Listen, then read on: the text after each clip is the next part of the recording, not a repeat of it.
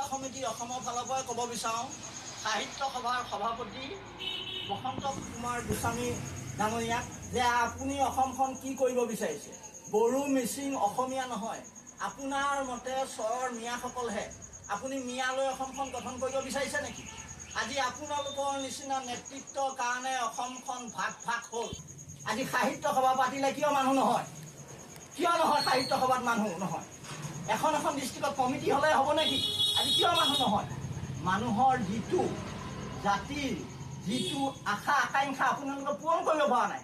আপুনি যদি ইমান অসমীয়া ভাষা সুৰক্ষিত কৰিব বিচাৰে, বৰাকত কিয় সুৰক্ষিত নকৰে? বৰাকতটো বঙালী ভাষা চলি আছে, তাত কিয় মাত নিদিয়ে আপুনি? তাত কিয় মনে মনে থাকে? কিয় মনে মনে থাকে? সেইকাৰণে আমি ধিক্কাৰ দিছোঁ এনে সভাপতিক। আৰু আমি খিলঞ্জীয়া সুৰক্ষা সমিতি অসমে উচ্চতম ন্যায়ালয়ত আমি 1951 ক্ষেত্ৰত কেছত খেলি আছোঁ। আপোনালোকে 71 সমৰ্থন কৰিছে বাংলাদেশৰ স্বাধীনতাই। আপোনালোকে এই সাহিত্য সভা কৰি পেলাই অসমখন ৰক্ষা কৰিব বিচাৰিছে। সেইকাৰণে আমি খিলঞ্জীয়া সুৰক্ষা সমিতি অসমে সদায় বিচাৰোঁ অসমৰ জাতি জনজাতি সকলোকে একত্ৰিত কৰি আমি একত্ৰিত কৰিব বিচাৰিছোঁ। আৰু আপুনি কি কৰিব বিচাৰে? ভাগ ভাগ কৰিব বিচাৰিছে। আপুনি যি মন্তব্য দিছে আমি ধিক্কাৰ দিছোঁ। আপুনি পদত্যাগ কৰিব লাগে, কাৰণ আপোনালোকৰ কাৰণে আজি অসমখনত সাহিত্য সভা পাতিলেও মানুহ নোহোৱা হৈছে। কিয় নোহোৱা হৈছে? সেই পদৰ আপুনি গৰাকী নহয়, কাৰণ আপোনালোকে কি কৰিব লাগে? গোটেই মানুহখিনি একত্ৰিত কৰিব লাগে। আপোনালোকেতো একত্ৰিত কৰা নাই। আপোনালোকে কি কৰিব বিচাৰিছে?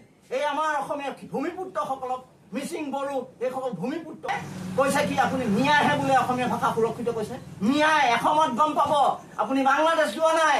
বাংলাদেশত ওপৰে তলে ট্ৰেইনত মানুহ যায়, সেয়া অৱস্থা অসমত হৈ আছে। আপুনি মান নিদিয়ে কিয়?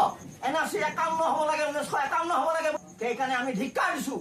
তেখেতে পদত্যাগ কৰিব লাগে অতি সোনকালে। জয় অসম, জয় অসম, জয় খিলঞ্জীয়া সুৰক্ষা সমিতি, জয় খিলঞ্জীয়া সুৰক্ষা সমিতি। ধন্যবাদ।